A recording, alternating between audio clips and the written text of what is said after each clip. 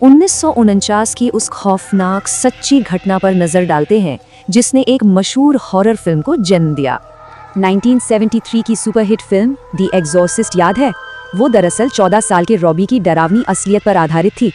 Robbie की aunt ने उसे एक ओएजा बोर्ड दिया था ताकि वो अपने गुजर चुके माता पिता से बात कर सके। आंट की मौत के बाद रॉबी ने उनसे संपर्क करने के लिए इस बोर्ड का पागलों की तरह इस्तेमाल किया। जल्द ही दीवारों से खुरचने, औरतों के रोने हंसने की आवाजें आने लगी। रॉबी के शरीर पर खरोंचें उभरने लगी।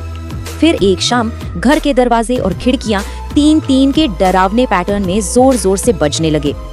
लाइट्स तेजी से जलने बुझने लगी। दरवाजा खुद लॉक हुआ और 2 काले साए रॉबी के चारों ओर घूमने लगे।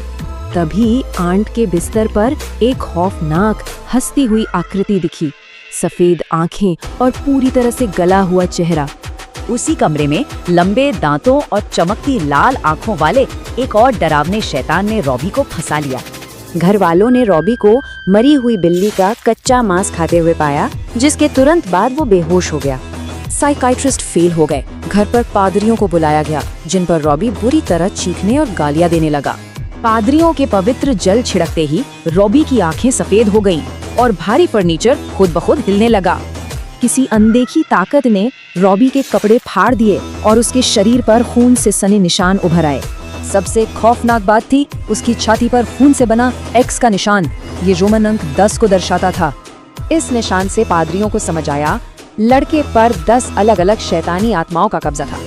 स्थिति तब बिल्कुल बेकाबू हो गई जब बिस्तर हवा में तैरने लगा। पादरियों को अनुष्ठान बीच में ही रोकना पड़ा। अगले दिन रॉबी सीलिंग पर रेंगता हुआ मिला।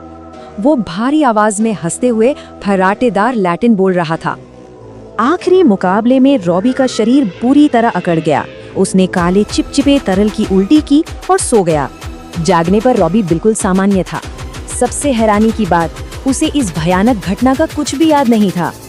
रॉबी तो सब कुछ भूल गया, लेकिन चश्मदीद गवाहों के दिमाग से ये खौफनाक मंजर क्या कभी मिट पाएगा?